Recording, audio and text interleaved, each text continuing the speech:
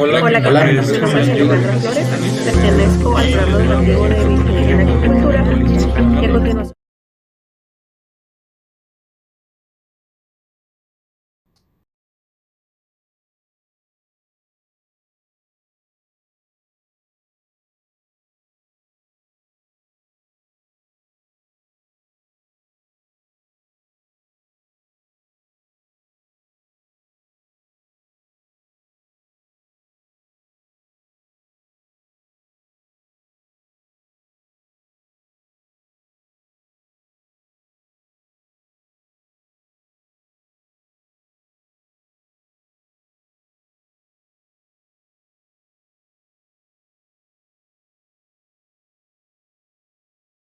Les damos la bienvenida y estamos muy gustosos de tenerlos aquí en nuestro segundo día del quinto foro de acuacultura, ambiente y sociedad. Hoy tenemos el gran placer de tener una ponencia magistral del doctor Carlos Alonso, después una mesa redonda y posteriormente la presentación de los estudiantes de noveno semestre. El compañero Juan Eduardo, alumno del séptimo semestre, va a ser el quien va a moderar esta sesión de ponencia magistral y mesa redonda. Bienvenidos y gracias por acompañarnos en este foro.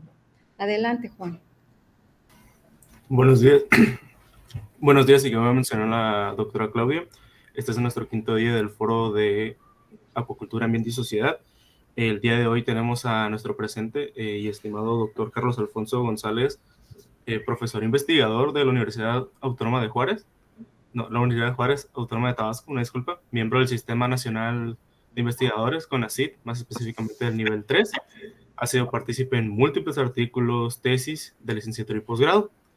Y en este día de hoy, en el foro, vamos a presentar su exposición, más bien dicho, que se titula Estudios de Fisiología Digestiva y Nutrigenómica en peces del sureste de México. Adelante con su tema, doctor. Bien, muchísimas gracias por la invitación a todos ustedes. Un verdadero placer y agradecerle pues a la Autónoma de Baja California Sur y a todos sus organizadores, doctora Claudia, a Nidia, por su amable invitación. Me dicen si ven mi pantalla. Sí se ve. Perfecto. Bueno, ahí le modifiqué un poco el título, pero es básicamente el mismo aspecto con relación al uso a una parte específica del uso de marcadores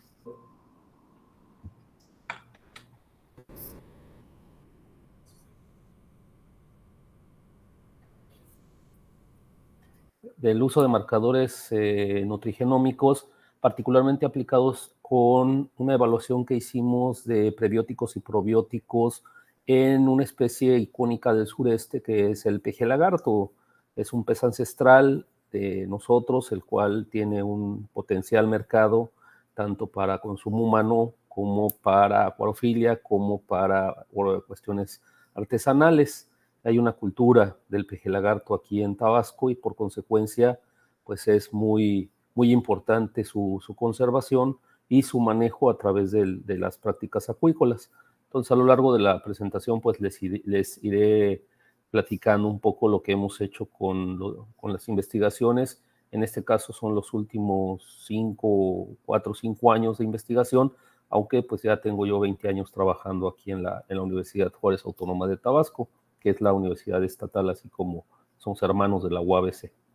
En este caso les presento, nosotros somos un cuerpo académico en consolidación con 7 miembros y varios colaboradores. En este caso nuestro responsable es el doctor Rafael Martínez García, de ahí pues somos varios profesores del grupo y algunos colegas, en este caso, por ejemplo, cátedras, como sería el doctor Uriel y aquí puso el doctor Uriel, que es el investigador por México, antes cátedras, el doctor Emir Saúl Peñamarín, que fue investigador cátedra, actualmente ya profesor en la UABC allá en Ensenada, y particularmente tenemos a la doctora Gloria Asensio, quien es postdoc de nosotros, el doctor César Sepúlveda, egresado de nosotros, pero que también aplicó ahora un postdoc, está esperando resultados, y el maestro Otilio Méndez Marín, que es parte del grupo y es colaborador. Los demás compañeros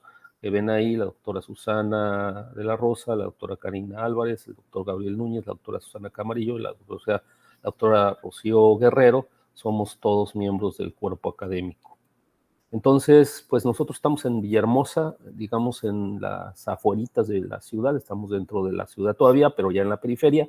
La división es las ciencias biológicas, ojalá algún día tengan oportunidad de venir a conocernos. Somos una zona tropical húmeda, llena de pantanos, un clima muy caluroso, y pues por consecuencia las especies de acá son totalmente tropicales. En el área, en este aspecto tenemos en nuestro laboratorio un área de reproducción y bioensayos. En este caso tenemos y manejamos parte de los lotes reproductores en geomembranas de 9 metros de diámetro, un invernadero donde tenemos este sistema que ven ustedes a la derecha con tinas de 300 litros, donde hemos hecho algunos experimentos con varias especies, particularmente peje lagarto y tilapia, y este pequeño sistema en un área cerrada con sistemas de recirculación para etapas más tempranas, animales más pequeños. Y hemos hecho trabajos también de acuaponia y algunos otros aspectos en la parte nutricional. Tenemos una pequeña área de fabricación de alimentos balanceados, y tenemos otra de análisis químicos proximales que están ahí en nuestro taller de nutrición. Y el laboratorio más importante de nuestro grupo en la parte nutrigenómica o fisiológica es el Laboratorio de Fisiología en Recursos Acuáticos, la FIRA, como lo conocemos. Y en este laboratorio pues tenemos un área de histología, de histoquímica, tenemos un área de bioquímicas, tenemos el área de biología molecular y, bueno, cuartos de reactivo y todo esto. Este pequeño laboratorio, la verdad es que nos permite integrar bastante información cuando hacemos investigaciones, no solo en las especies de nosotros, sino también recibimos estudiantes de otros sitios que quieren hacer estancia y aprender un poco las técnicas analíticas que hay en varios sitios, incluyendo la UABC, pero que la UABCS, pero que pueden también venir para acá con nosotros a aprender otro tipo de especies. Algunas de las más importantes que hemos trabajado es cíclidos nativos, estos tres que ustedes ven aquí arriba, en Guayaca, Castarrica y Mojarra Paleta. Ahí están los nombres científicos. En Tabasco lo que se produce por acuicultura solo son 2 especies, en caso de peces es tilapia, pero también ostión, que es una pesquería acuicultural. Y por el otro lado hemos colaborado con diversas instituciones en el país y en algunos otros países del extranjero con especies como el robalo, pargos, camarones, langostinos, pulpos, entre varios, totuaba. Así que pues tenemos bastante oportunidad de hacer cosas con otras especies cuando traen sus muestras y ya se meten al laboratorio a procesar y a entender lo que está pasando. Algunas de las líneas de investigación, particularmente que hemos estado desarrollando con peje lagarto, son estas, es sobre temas de reproducción, larvicultura, requerimiento de nutrientes, desarrollos morfofisiológicos, fisiología digestiva, que es un tanto el área que yo me formé, nutrigenómica y transcriptómica, desarrollo de sistemas acuícolas ya en la parte tecnológica y la transferencia. En este aspecto, pues todo lo que ven ustedes en esta imagen aquí arriba, pues es el desarrollo ontogénico inicial del peje lagarto y bueno, como verán, aquí lo consumimos, es bastante fuerte, hay una pesquería importante y ya hay granjas acuícolas actualmente. Bien, parte del trabajo que hacemos, pues tenemos que hacer nosotros nuestras larviculturas y en algunos casos también ya, como hay varias granjas, cuando necesitamos animales, pues también los podemos adquirir, ¿no? Entonces eso nos da una gran ventaja para hacer bastantes experimentos, bioensayos y al final obtener la información que estamos utilizando. Pero en general lo que hacemos es, en el lote de reproductores, se capturan, las hembras son las más grandes, no hay dimorfismo sexual. En consecuencia, ya con la experiencia que tiene por aquí, por ejemplo, aquí el maestro Otilio, hace un palpado, aquí está, de hecho, es la foto de Emir cuando estaba con nosotros, se hace un palpado, se identifica si ya está más o menos madura la hembra, de ahí entonces se saca y se va a llevar a este tipo de tanques de 2000 litros, para lo cual ponemos le llamamos el nido, que es estos rafias que ustedes ven ahí, se colocan en el fondo, ahí se van a introducir a los animales. Generalmente va a ser una hembra que puede estar alrededor de 3, 4 o más kilos, y en este caso se puede anestesiar para que esté más relajada con MS-222 o aceite de clavo, y de ahí la pesamos y agregamos y le inyectamos la hormona, una GnRHA, que de hecho es comercial, para ganado funciona muy bien en esta dosis, y de ahí, ya que se inyecta la hembra con la hormona para acelerar el proceso de maduración, se coloca en el tanque, y por cada hembra se colocan aproximadamente de 3 a 4 machos, que son más pequeños. La hembra más o menos nos pone alrededor de 10,000 huevos por kilogramo, entonces una hembrita de 3, 4 kilos, pues ya nos pone entre 30,000 y 40,000 huevos, los cuales por eso se necesitan tantos machos para poder fertilizar. De hecho, de forma natural, cuando hay la temporada reproductiva, ustedes pueden ver una hembra de peje lagarto y trae atrás 5, 6, 7, 10 machos persiguiéndola, para que en cuanto ella desove ellos también fertilizan, liberan el esperma, y de ahí los huevos son adhesivos. Estos huevos se van a pegar en el tanque, en la rafia, en todos lados, y en ese momento, ahí como ven ustedes en la imagen, se pegan, tienen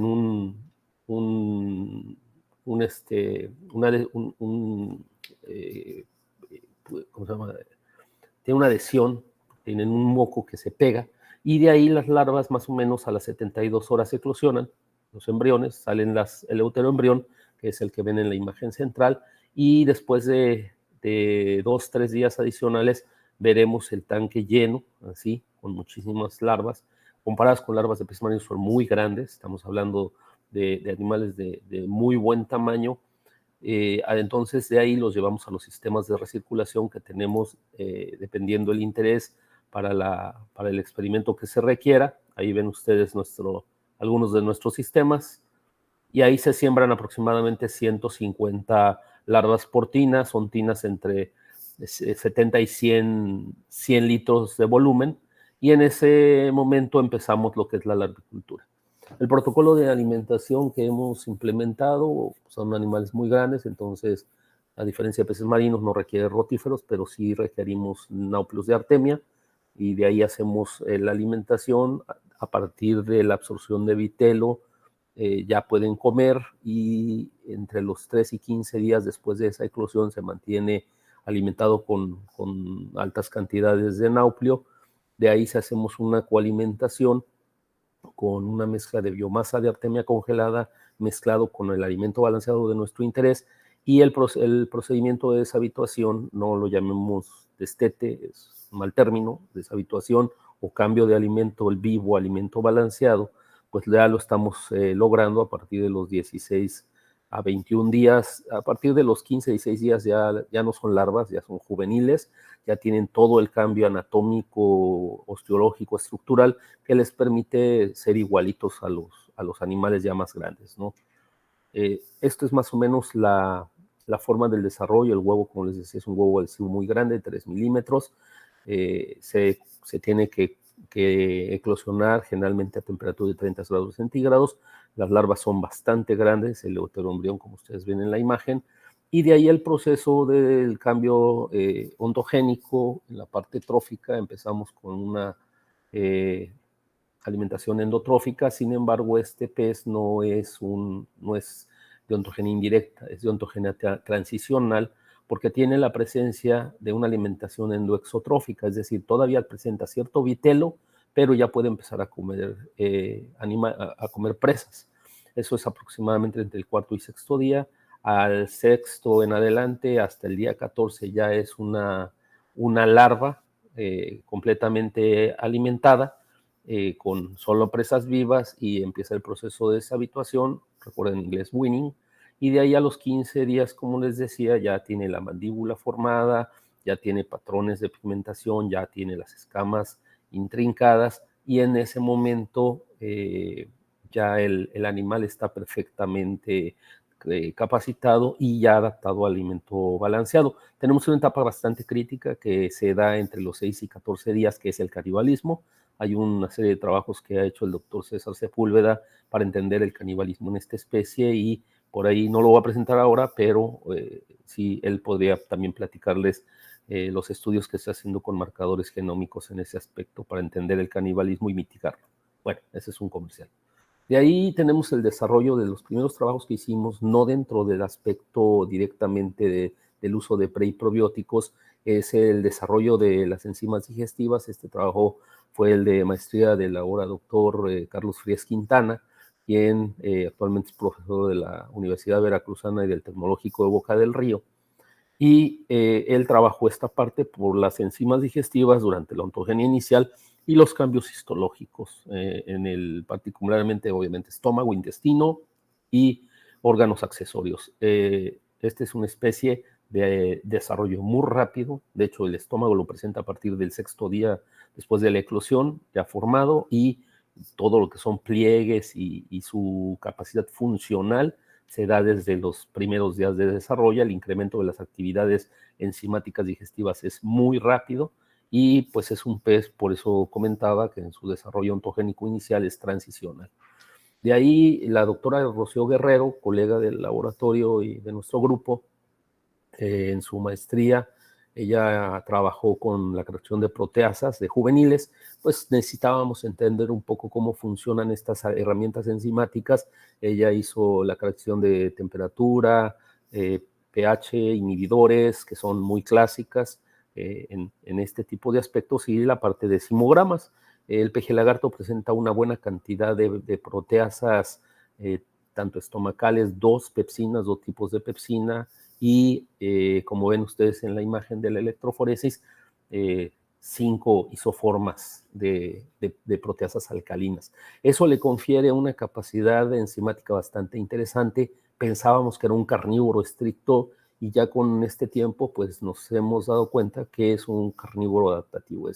Es un carnívoro con tendencia a la omnivoría y lo hemos visto con algunos estudios que han hecho, no de nuestro grupo, pero sí, por ejemplo, de contenido estomacal. Entonces podemos encontrar hasta restos de plancton, de fito y zooplancton, hace una especie de ramoneo. Hemos encontrado pequeños mamíferos, aves, se han encontrado obviamente peces, crustáceos, insectos, que pues este animal vive en pantanos y tiene un acceso importantísimo a ese tipo de ítems alimenticios. Otro aspecto a resaltar es que peje lagarto, además, al ser un organismo ancestral de más de 70 millones de años, de las 7 especies que están solamente en Estados Unidos, Canadá, México, Centroamérica y Cuba, que ahí está el manjuarí, son especies que básicamente no han cambiado. Y otro aspecto interesante, por lo cual estamos usando como un modelo biológico, biotecnológico e inclusive biomédico, es que no tiene la duplicación del ADN. Entonces, que sufrieron los peces derivados. Eso nos confiere otra serie de características porque es más afín a tetrápodos y tiene un genoma y un transcriptoma con muchos genes parecidos a los humanos. Puede ser interesante hasta para compararlo con pez cebra, cosa que algunos de los colegas están empezando a implementar.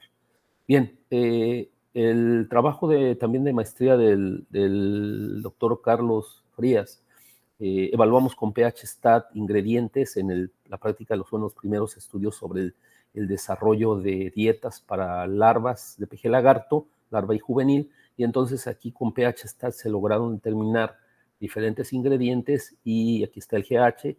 La harina de pescado pues nos dio muy buen valor de GH, pero también la harina de calamar, y DR es la harina, una mezcla de renderers, es decir, cerdo y pollo. Entonces probamos esto a nivel experimental, se lo desarrollamos las dietas a partir de la fisiología digestiva, y la dieta con pescado y la que se sustituyó al 100% con una mezcla de cerdo y pollo nos dio excelentes resultados en crecimiento y supervivencia.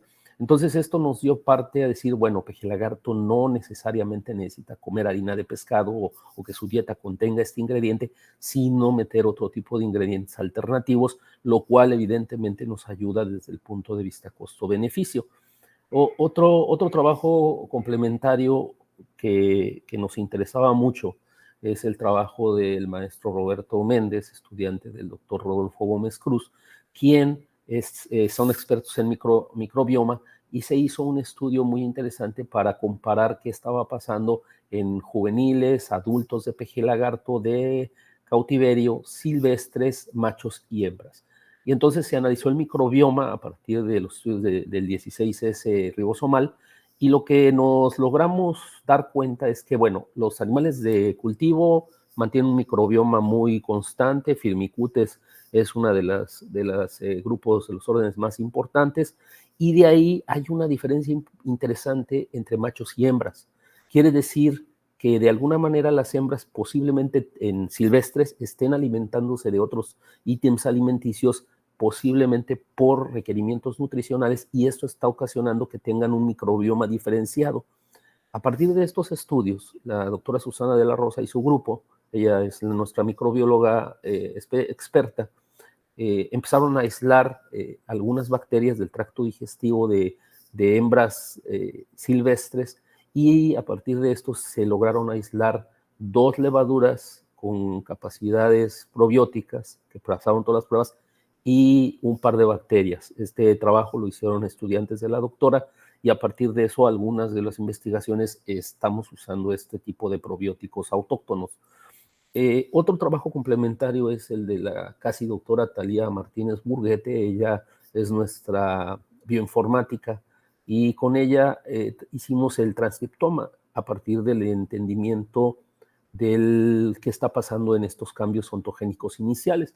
Ella lo que evaluó básicamente fueron 3 periodos, lo que son los embriones o leuteroembriones, luego evaluó larvas de primera alimentación ya con alimento vivo, con núcleo de artemia, y luego evaluó el periodo del cambio transicional de alimento vivo al alimento inerte, que está entre los 7 y 9 días después de la eclosión. Se hizo el transcriptoma, y buscando qué marcadores nutrigenómicos, metabólicos nos permiten ver en qué momento la larva deja de ser larva y la consideramos juvenil.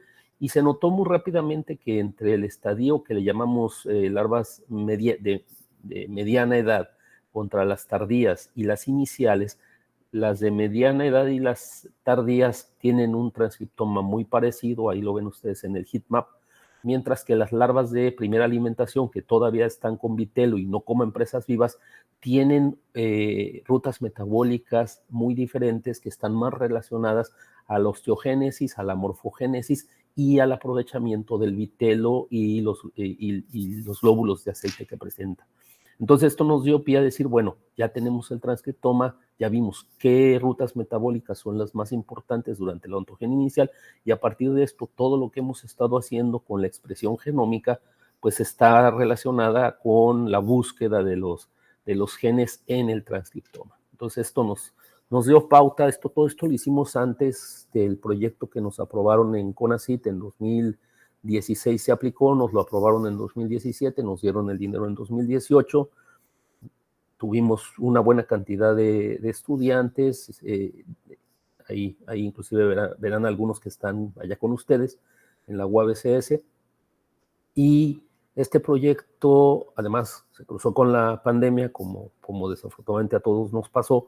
Nos dieron una prórroga y afortunadamente lo logramos finiquitar. De hecho, el año pasado ya nos dieron nuestra carta de finiquito, y pues nos fue bastante bien, tanto en formación de recursos humanos como en la parte de producción de artículos científicos y congresos y varias actividades de difusión, de divulgación, y llegamos a aspectos de transferencia tecnológica con algunas de estas investigaciones. Bueno, de ahí entonces el proyecto se dividió en las 2 etapas. Evaluamos prebióticos y un probiótico en larvas, y luego evaluamos lo mismo en juveniles. Les presento primero lo de juveniles, que fue lo que teníamos más fácil porque teníamos los animales y los podíamos conseguir, mientras que en las larvas básicamente nosotros tuvimos que hacer los desoves. Entonces a veces se nos complicaba más y era más fácil adelantar los de juveniles. Entonces, la primera investigación que se hizo es de la tesis de licenciatura de Iris. Ella actualmente está estudiando el doctorado en la Universidad de Mazatlán, ya con otros temas, y ella estudió la aplicación de la levadura, que esta nos la proporcionó el doctor Dariel Tobar del CIPNOR, quien era parte del proyecto junto con el doctor Mario Galaviz de la UABC allá en Ensenada, como parte de este proyecto de ciencia básica. Y la evaluamos. Esta levadura ha sido ampliamente probada en muchas especies, como se sabe que tiene un potencial probiótico excelente, y la quisimos probar en peje lagarto, en los juveniles. En ese momento aplicamos dosis, como ven ustedes, de un control sin y 0.5, 1.5, sin embargo cometimos un error a la hora del cálculo y entonces resulta que metimos demasiada, metimos de 6, 10 a la 14, 10 a la 15 y 10 a las 16 levaduras. Cuando se hizo el estudio, los peces, la supervivencia fue muy buena en general. Sí vimos que había un efecto, particularmente en el factor de conversión, en la tasa de consumo de proteína, y resulta que el exceso de la levadura no nos mejoró ni el crecimiento, ni la supervivencia, ni nada comparada contra el control. De ahí entonces se midieron actividades enzimáticas y pasó lo mismo. Entre más levadura, más problemas generó a la hora de la absorción, digestión y absorción de nutrientes, lo cual es lógico porque se pegó demasiado en el epitelio intestinal, que es lo que nosotros asumimos, y de ahí afectó estos procesos digestivos. Se midieron también algunos genes, en este caso isoleucina 10, que ya saben que es una citoquina del sistema inmune, B2M y factor transformante, betaglobulina, y se notó que provocaron una subexpresión de la mayoría de estos genes, que quiere decir que tenemos un problema donde se estaba detectando la levadura por su exceso como un posible patógeno, aunque no era un patógeno, y estaba provocando además una falla en la absorción de nutrientes. Entonces lo logramos publicar, pero nos dimos cuenta que, como bien dicen, el exceso es malo, ¿no? Entonces la moraleja es que sí se puede publicar aún estudios antagónicos, estudios que no serían, digamos, favorables, pero que sí marcó que hay que cuidar. Obviamente a partir de esto ya se hizo otro estudio, más adelante todavía se acaba de someter a una publicación donde bajamos las dosis de levadura en juveniles y estamos viendo el efecto. Otro estudio que se hizo ya con un prebiótico fue de beta-glucanos, el cual es muy conocido con su capacidad para mejorar el sistema inmune por la adición de bacterias y la absorción en la modificación del microbioma. En este experimento se probó de la maestra estudiante doctoral Karen Nieves. Ella está actualmente ahí en la Universidad de Jalisco, y aquí se probaron dosis de 0.5, 1, 1.5 y 2% de la levadura, un control, y en este caso el beta-glucano en juveniles nos dio un resultado interesante. Básicamente no fomenta el crecimiento, como ustedes ven aquí, pero ahí está. La supervivencia fue muy buena, no afecta tampoco la supervivencia, pero lo que sí nos modifica las dosis en este caso del beta-glucano es la expresión de los genes con una sobreexpresión de factor transformante de crecimiento, de mucina 2 y de lisozima, lo cual igual, además de una mejor absorción de nutrientes por una integridad en el epitelio intestinal, en la unión de los enterocitos, también tiene activo el sistema inmune. Eso quiere decir que particularmente en el caso de 0.5 nos da un resultado más interesante para esta parte. Después hicimos un experimento con otro prebiótico que es manano oligosacárido. Repito de nuevo, se hizo en juveniles, lo hizo la maestra Isabel Nájera en su tiempo, y se aplicaron en dosis de 0.2, 0.4, 0.6 y 0.8 por bastantes días. Fueron casi, creo que 60 días de experimentación, y lo que notamos es que sí, en el caso del MOS, favoreció el crecimiento, particularmente con 0.2 de concentración, como ustedes ven en la imagen de crecimiento en estos 60 días, y también, obviamente, algunos entre 0.2 y 0.4 favorecieron, aparte de los índices de crecimiento, índice hepatosomático, índice iberosomático. Metimos un control, como ven a la derecha, y está marcado en rojo, de una dieta comercial para trucha, la cual nos dio los peores resultados, lo cual es lógico, pues una dieta diseñada para otra especie templada, mientras que el peje lagarto, que la usamos comúnmente, no necesariamente es la mejor dieta, ¿no? De ahí entonces medimos también actividades enzimáticas. Aquí, aunque hubo algunas variaciones, la que nos dio el mejor valor fue 0.4 para la mayoría de las actividades enzimáticas digestivas, y la dieta control igual no fue favorable, particularmente con las fosfatasas ácidas y alcalinas. De ahí entonces el doctor César Sepúlveda realizó su estudio, en su estudio de maestría hizo la aplicación de fructooligosacáridos en los juveniles. Se aplicaron dosis de 0.5, 1, 1.5 y 2, ahí ven diferente por como la revista nos pidió que se hiciera, se aplica en gramos por kilogramo, pero en porcentaje es lo mismo, 0.5, 1, 1.5 y 2. Se aplicaron, también se puso una dieta control de trucha, y como ustedes ven, en el caso de los fructooligosacáridos, las dietas de 0.5 y 1% fueron las que hicieron y favorecieron el crecimiento. Aquí lo ven también en los índices de crecimiento, particularmente el factor de conversión alimenticia, no fue muy bueno. Y de ahí se midieron índice hepatosomático, índice viscerosomático, y en actividades enzimáticas digestivas fue la más favorable, la misma concentración de 0.5 en general. Se midieron también ya a nivel histológico varias estructuras nucleospinocíticos, el número de hepatocitos, se midió en el caso de algunas otras el pliegue intestinal, se midieron el número de células Goblet, la mucosa gástrica, y 0.5 nos dio el mejor resultado también en la morfología, en el caso del intestino anterior, medio y superior y posterior, perdón. 0.5 nos dio las mayores coberturas, tanto el número de enterocitos, tamaño de los enterocitos, los pliegues, en fin, todos estos. A partir de esto, entonces, y aquí, bueno, ven las imágenes de la histología, nos dieron resultados muy, muy, muy favorables, y entonces, aunque en la expresión relativa de ocludinas, claudinas y mucinas, 1 y 1.5 nos dieron una sobreexpresión, al final nos dimos cuenta que entonces podíamos trabajar, o que el uso de FOS era muy favorable para ser aplicado como prebiótico.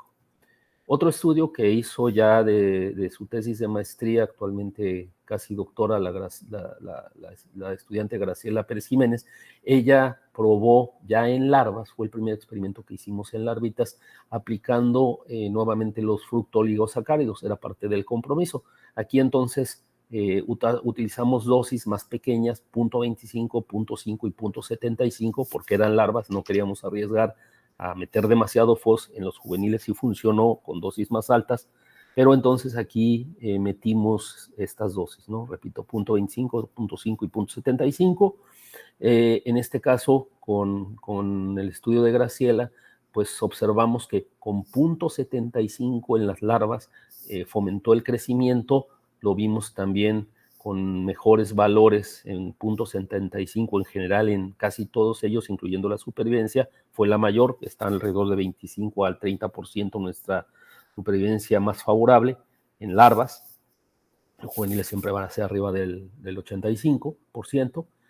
También ella midió actividades enzimáticas. Aquí entre la que nos dio mejor resultado fue 0.5%, con actividades enzimáticas digestivas más altas. Y en el caso de los genes ocludinas, claudina 3, claudina 17 y mucina 2, las concentraciones particularmente de 0.75, si ustedes observan, nos dieron resultados de una sobreexpresión de estos genes de la integridad del epitelio intestinal, de las células epiteliales. Después, la doctora Claudia Maitorena, en su postdoc, ella estuvo 2 años con nosotros, actualmente profesora de la Universidad Politécnica del Centro, aquí en Villahermosa, trabajó con la inclusión de mananoligosacáridos en las larvas. Aquí se incluyeron dosis de 0.2, 0.4 y 0.6 en la dieta, y el resultado más interesante fue si hubo un crecimiento, un mayor crecimiento, particularmente con 0.6% del MOS en las larvitas, y también 0.6 nos favoreció, además del crecimiento, una supervivencia alrededor de 25%, no fue diferente al control, no fue tan favorable en el sentido, pero sí un incremento de las actividades enzimáticas digestivas de 0.4 a 0.6 aproximadamente vimos ese incremento de actividades. En el caso particular de leucina-aminopeptidasa con 0.6 fue muy claro. Y la expresión de 3 de los genes en oclunida 2, claudina 3 y nuevamente mucina, donde 0.6 y 0.4 nos dieron los mejores resultados estadísticamente hablando. De ahí, la doctora Andresa Teles, actualmente creo que es profesora con ustedes ahí en la UABCS, y me parece que es postdoc con el doctor Darío en CIPNOR también. Ella trabajó con nosotros, aquí estuvo 2 años, ella consiguió otro prebiótico que no teníamos contemplado, que es el galactoligosacárido, lo aplicamos en las larvas, bueno, lo aplicó ella, se hizo el experimento, se mandó a Aquaculture Research, desafortunadamente como se cruzó entre pandemia y cosas así, faltaron algunos cálculos analíticos, pues sería particularmente la expresión genómica, entonces solo pudimos presentar los crecimientos y la parte de actividad enzimática, donde las dosis metimos 0.5, 1 y 2, se ve que con 2 hay un incremento muy interesante, no estadísticamente diferente, pero una tendencia donde sí con 2% de GOS se da ese saltito, y un incremento con las dosis de 0.5 para tripsina y pepsina, no para el resto. Entonces, actualmente la doctora Andresa está terminando la parte de expresión genómica para ajustar este artículo y volverlo a mandar a otra revista, ¿no? Así pasa a veces. Y el otro estudio reciente es el de la maestra actualmente estudiante doctoral con nosotros, Laura Cigarroa. Ella aplicó los beta-glucanos, como decía, tenemos que hacer también en larvas, y se aplicó en las dietas, en la transición. Ella entonces evaluamos 0.2, 0.4, 0.6 y 0.8 de beta-glucanos, dosis menores que en juveniles. De aquí la supervivencia no hubo diferencia significativa básicamente, pero con 0.2 empezamos a notar que para algunas actividades enzimáticas, disculpen, aquí marqué todo, pero en esta sí hubo diferencia, donde 0.2 nos da el mejor resultado. También en la expresión relativa 0.2 y 0.4 nos da del beta-glucano, nos da un mejor sobreexpresión en algunos de los genes, como sería mucina 2, ocludinas, lisozima y dominio ligante de nucleótidos, que también son enzimas del epitelio intestinal. Entonces, genes relacionados al epitelio intestinal.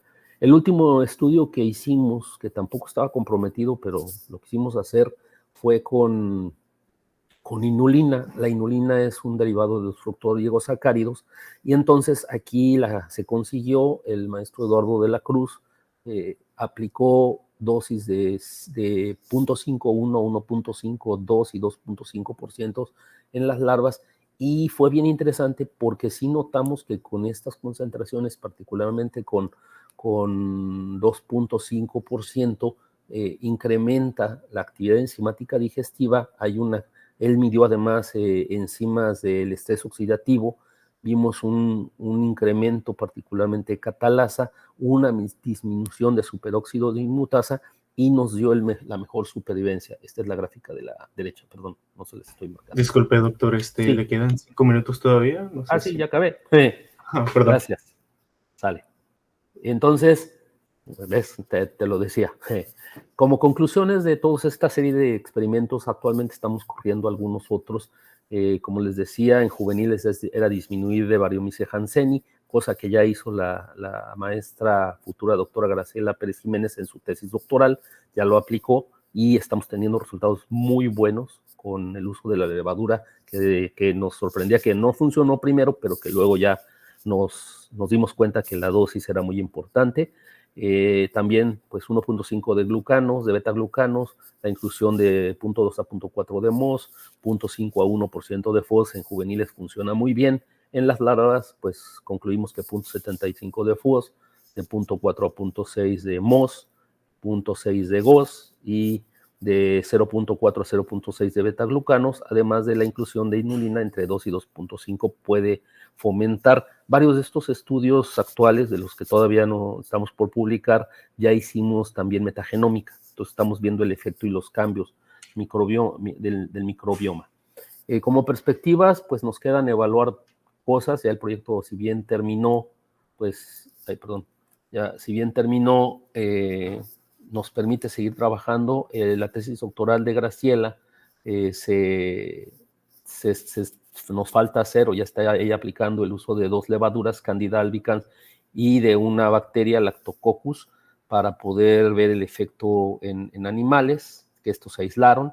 Entonces, no hemos hecho y queremos hacer combinaciones de los prebióticos, el uso de simbióticos, que sí se hizo uno con la doctora Claudia Maytorena, mezclando un probiótico y un prebiótico, y aislamos unas bacterias que nos mataron una larvicultura, Staphylococcus arleta y Exigobacterium.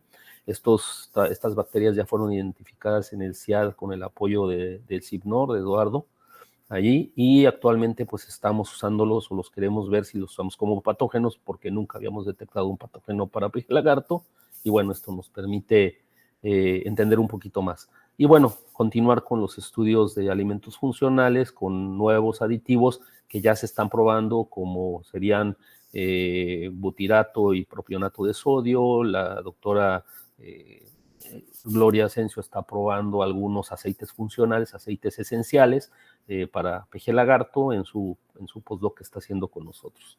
Bien, concluyo con esta parte. Si bien todo esto es ciencia y su aplicación tiene que ir con la parte de producción y la parte de transferencia. Entonces, ya tenemos publicado un libro de producción y para aprender a cultivar peje lagarto. Esto ya se hizo hace varios años. Este es gratis, igual lo pueden descargar de la página de la UJAT. Luego hemos hecho algunas transferencias para crear centros de producción de alevines de peje lagarto y mojarras nativas. Esto es ahí en Centla, Tabasco, un laboratorio que fue uno de los primeros que hicimos, con comunidades rurales. Luego en Chiapas también hicimos la transferencia para un pequeño laboratorio de producción de alevines. Allá también se encuentra el peje lagarto y engorda en sistemas de geomembrana. La UNICACH, con varios egresados que tenemos de ahí, y ya doctores, investigadores que trabajan en el campus actualmente en Tonalá, ellos también han estado trabajando con peje lagarto y mojarras nativas chiapanecas. Entonces también se les hizo transferencia tecnológica. Hemos engordado peje lagarto en todos los sistemas que se les ocurra, y de ahí con comunidades y con empresas privadas y empresas sociales hicimos una transferencia a través de un proyecto PEI a una granja acuícola de tilapia azul acuacultura en Balancán, Tabasco, y ahí se montó estos laboratorios con sistemas de recirculación y energía solar. Y el último que hicimos con apoyamos al Centro de Cambio Climático, de Cambio Global, aquí que está aquí en Tabasco, en la Reserva de la Biosfera de Pantanos de Centla, en la sección de Campeche, en la Laguna del Cometa. Ahí montamos un pequeñito laboratorio con una comunidad para producción de peje lagarto y castarrica, que ahí se da muy bien en la zona, pero como no tienen luz, pues también usaron, como ven aquí, paneles solares, ¿no? Con equipos muy pequeños. Bueno, con esto concluyo, pues es parte de, aquí ustedes ven guisos que se hacen con peje lagarto. Acá está mi acuacultor favorito, que es mi hijo, que dice que quiere estudiar biología marina, así que en una de esas se los mando para allá. Pues de mi parte sería todo. Muchas gracias y quedo a la orden por cualquier duda.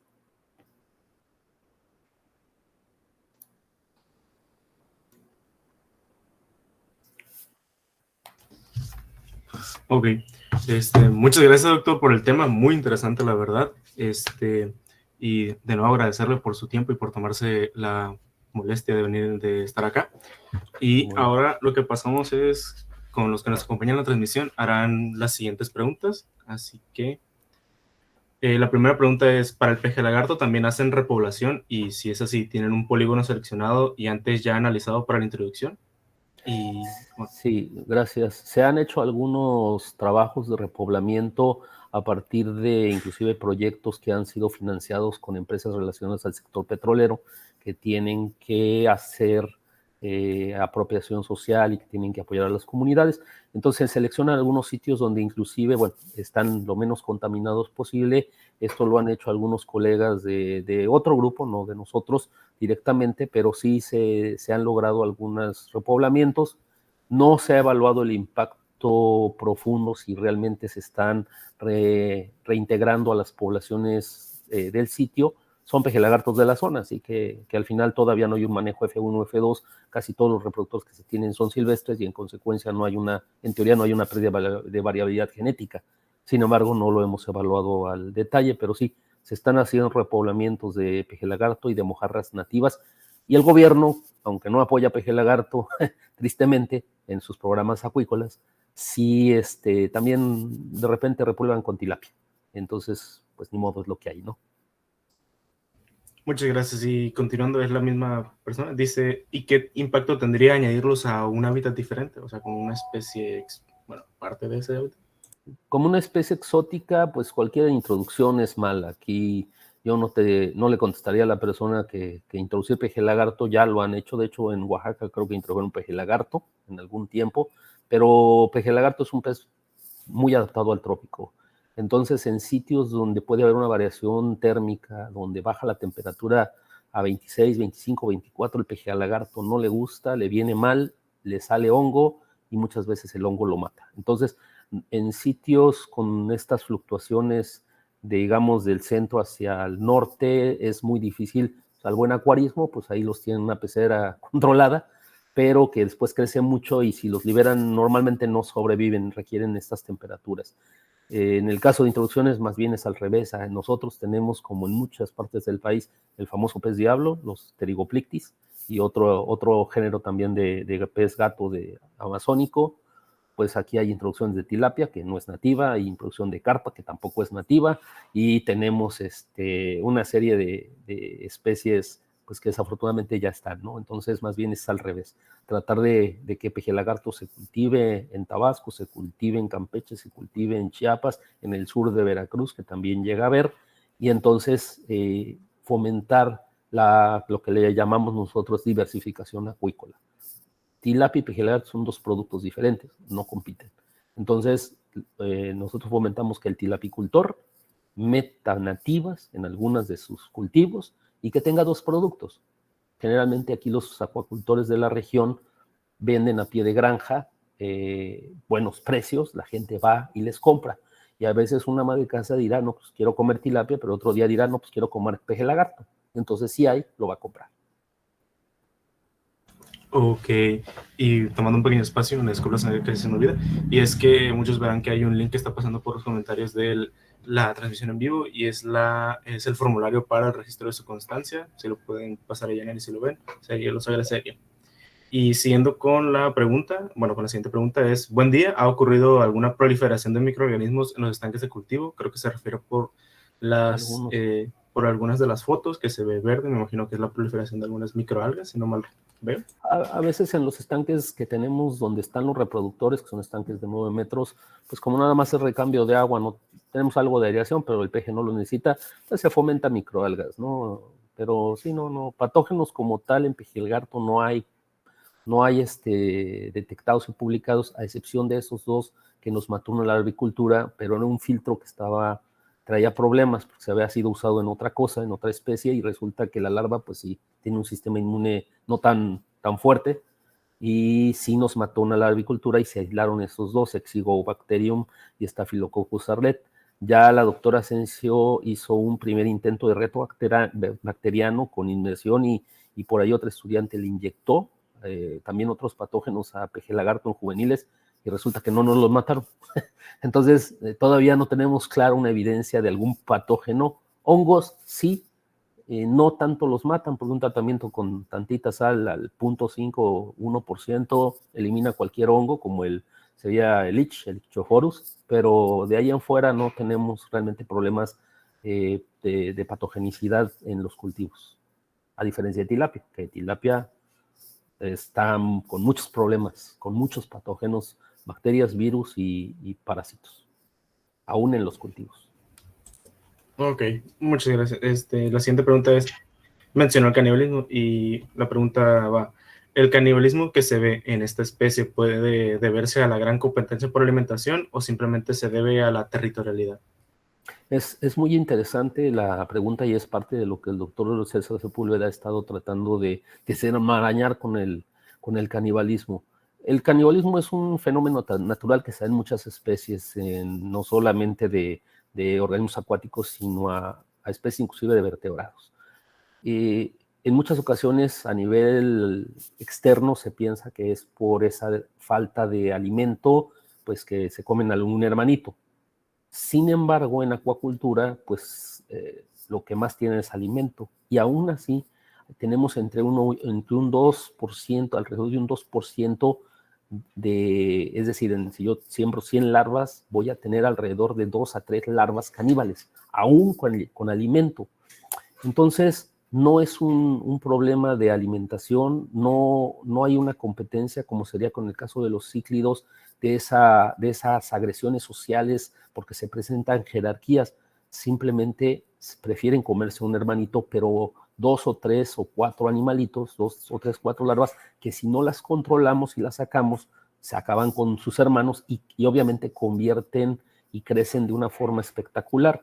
Tenemos una hipótesis que muy probablemente tiene que ver que el canibalismo, hay unos marcadores genómicos que el doctor César Sepúlveda está estudiando con marcadores relacionados con la agresividad y para tal vez, pues obviamente un aspecto bioenergético. Entonces, hay varias hipótesis que por ahí tenemos, que ya publicamos recién un trabajo sobre canibalismo en peje lagarto. Si alguien gusta, me pueden mandar un correo y se los comparto. Los tenemos también en ResearchGate, ahí toda la información que ustedes quieran pueden bajarla y si no nos mandan el mensaje y se las hacemos llegar. Hemos estudiado bastante peje lagarto, pero canibalismo es muy reciente, entonces se nos da, pero ya lo estamos estudiando. Muchas gracias por responder. Otra pregunta dice, hola Doc, ¿la alimentación endoexotrófica es particular de la especie, familia, género o algo así? ¿Y por qué habrá desarrollado esta especie esta estrategia? Es muy interesante la pregunta. La alimentación endoexotrófica se da en organismos de ontogenia transicional. Antes se pensaba que solamente era indirecta y directa. Indirecta, pues larvas de peces marinos, la mayoría de ellas les tarda mucho el vitelo y cambia de larva a juvenil y hasta que no absorbe el vitelo empieza a comer. Sin embargo, por ejemplo, tilapia tiene una ontogenia transicional, el alevín. En el caso de peje lagarto, también muchas especies dulceacuícolas, a excepción de los poecílidos, por ejemplo, que son vivíparos como los guppies, los molinesia, esos sí nacen como juvenil en ontogenia directa, muchos sí presentan la ontogenia transicional y quiere decir que tienen la gran ventaja de todavía aprovechar el vitelo, pero ya empezar a comer, porque su sistema digestivo es funcional, ya tienen el ojo pigmentado, ya tienen abierto el ano, tienen las mandíbulas bastante desarrolladas y entonces bioenergéticamente es una gran ventaja. Generalmente son animales que ponen menos huevos, más grandes, con mayor vitelo y que le da la ventaja de que rápidamente desarrollan. Entonces, en el caso de la familia Lepisosteidae, donde está peje lagarto y las otras 6 especies, todos ellos presentan este tipo de ontogenia transicional endoexotrófica. Pero hay especies de cíclidos que también la presentan. Tenemos algunas otras especies, déjame ahorita me recuerdo alguna otra, bueno, pero hay varias especies de peces y de familias y géneros que sí presentan la ontogenia transicional. Me acuerdo, ahorita les digo alguna otra. Ok, pues ya se nos acabó el tiempo, no nos queda mucho tiempo, pero había muchas preguntas, se las haremos llegar. Muchas gracias, Sí, doctor. con gusto, y por favor mándenme un correo, ahí lo presenté. Si no lo apuntaron es alvarez-alfonso@hotmail.com. Me pueden escribir y con mucho gusto les compartimos toda la información. Muchísimas gracias, Juan, y a todo el equipo. A usted, doctor Alfonso, ¿algún comentario final que quiera agregar para ya despedirnos de la transmisión? Claro que sí, invitarlos a que vengan a Tabasco a comer peje lagarto, comer de todo, se come muy bien. También pues que conozcan nuestra universidad, nuestra división académica de ciencias biológicas. Las puertas están abiertas en nuestro laboratorio para cualquier tipo de intercambio, verano científico, si quieren hacer tesis igual también se pueden venir para acá. El doctor César Sepúlveda, él de hecho es egresado de la universidad, es oceanólogo de la Universidad de Colima, y se vino a estudiar la maestría y se quedó al doctorado, y bueno, actualmente ya es hasta profesor, ¿no? En el Tecnológico Nacional de México, en Campus Villahermosa. Entonces, es parte de lo que poco a poco siempre nosotros fomentamos, que la gente venga y aprenda otras cosas, ¿no? En otros laboratorios, con otros colegas, y son bienvenidos. Muchísimas gracias. Nuevamente, doctor, le agradezco por su tiempo y por todo. A todos los que nos acompañan, les recordaremos que continuaremos con el programa. Sigue la actividad de la mesa redonda, el cual es el tema de innovación biotecnológica, donde tendremos a distintos investigadores con esta temática que les acabamos de decir. Muchas gracias, doctor Alfonso. Le agradezco su tiempo nuevamente. Un placer, Juan, y también a la doctora Nidia, a la doctora Claudia. Pues aquí estamos a la orden. Cuídense mucho.